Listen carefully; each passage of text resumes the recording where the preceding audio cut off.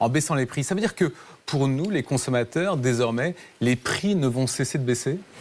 Je crois qu'il y a deux marchés. Il y a le marché de l'Internet. En France, on a l'Internet le moins cher au monde et le plus complet. Et puis après, on a le marché du mobile. Et en France, là, on a une malchance, c'est d'avoir les prix les plus élevés au monde. Et donc, les acteurs ont eu tendance sur ce marché à mélanger les deux produits. Un produit où ils gagnent peu d'argent sur l'Internet au débit. Et puis, un métier sur lequel ils gagnent beaucoup d'argent, qui est le mobile. Aujourd'hui, quand vous achetez un forfait mobile, plus de 30% de l'argent que vous donnez à l'opérateur, c'est du profit pour lui, directement. Mais en même temps, c'est normal que l'opérateur fasse du profit. Mais quelles sont les entreprises en France qui font plus de 30% de marge ? Ça n'existe pas. La grande distribution fait 1, 2, 3% de bénéfices. D'accord. Alors, vous allez, dans quelques mois, avoir donc une offre de téléphonie mobile. On voyait effectivement dans le reportage qu'aujourd'hui, une minute de communication de téléphonie mobile nous est facturée à nous, consommateurs, 18 centimes d'euros la minute, alors qu'elle coûte au maximum, selon nos informations, 3 centimes d'euros aux opérateurs. Combien vous allez nous la facturer ?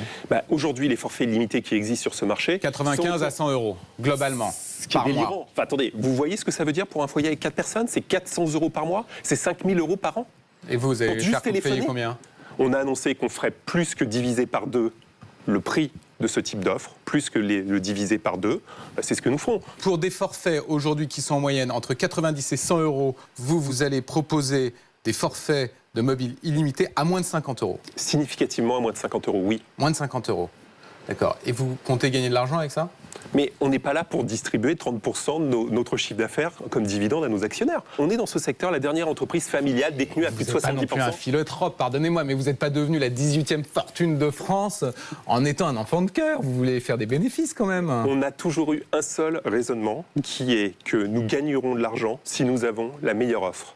Pourquoi ? Parce que nous arriverons à créer du bouche à oreille. Et ce bouche à oreille nous évitera des coûts commerciaux colossaux. Nous n'avons pas de réseau de magasins et nous n'avons pas de force commerciale. Ça n'existe pas. Tous les abonnés de chez Free, qui sont chez Free, viennent par le bouche à oreille. Si on fait une offre, par exemple, d'un forfait illimité au mobile à 50 euros par mois, on fait des marges de combien ? Si vous faites aujourd'hui une offre illimitée à 50 euros, il vous reste, je sais pas, 25 euros de profit. Donc si vous êtes une entreprise gérée convenablement, même ce prix de 50 euros est un prix qui est anormal. Donc ça veut dire que la guerre tarifaire ne fait que commencer alors ? Sur le mobile, où vous avez des prix absolument abusifs, vous allez faire baisser globalement les prix de marché. Petite question d'actualité. Vous revendiquez le fait de casser les prix et de vouloir être transparent vis-à-vis du consommateur. On essaye d'être transparent, c'est jamais optimal. Et en même temps, vous venez d'être mis en demeure par la justice pour pratiques illicites et abusives vis-à-vis du consommateur, puisque par exemple, pendant des années, vous pénalisiez financièrement les clients qui décidaient de se désabonner. Ça veut dire que finalement, dans ce secteur, tout le monde se comporte de la même façon. Ça veut dire que tous les opérateurs dans ce pays ont été condamnés pour des clauses abusives dans leurs contrats, sans exception. Vous compris ? Nous y compris. Comment ça se fait ? Pourquoi vous faisiez ça ? Pourquoi on faisait ça ? Je sais pas. Non, mais parce que vous incarnez pour beaucoup de consommateurs une image chevalier blanc. Et donc, on peut être surpris par cela. Attendez, ce qui nous est reproché, c'est de mettre des frais de résiliation. C'est-à-dire de dire que le jour où le consommateur s'en va, en fonction de son ancienneté, il va avoir à payer des frais de résiliation. Mais le jour où l'abonné quitte son opérateur, il y a des frais. Oui, sauf que c'était pas très clair. Ça peut sembler clair ou non clair, c'est un choix. Mais c'est quelque chose que vous regrettez aujourd'hui ? Vous regrettez toujours d'être condamné sur une clause dans un contrat. C'est évident. Pour la pratique, je veux dire. Non. Je sais pas, les pratiques ne me semblent pas toujours abusives. Derrière, vous avez un législateur qui, très légitimement, défend l'abonné. Donc voilà, et vous avez des lois qui évoluent. Ce qui vous est reproché aujourd'hui était légal il y a 10 ans et global. Et on peut estimer que la législation évolue et devient plus favorable, toujours plus favorable aux consommateurs, et ça, on ne peut que s'en satisfaire. D'accord. Alors, on est extrêmement perdus, nous, consommateurs, quand on voit les dizaines et des dizaines d'offres. Que font les opérateurs historiques, mais pardonnez-moi, mais aussi Free, avec des forfaits Révolution, des forfaits classiques, Premium, etc. On a le sentiment d'ailleurs que parfois, vous faites comme exprès pour que ça ne soit pas clair. Est-ce que c'est le cas ou pas ? Si vous prenez le mobile, il y a un acteur qui a un catalogue de 72 pages d'offres différentes.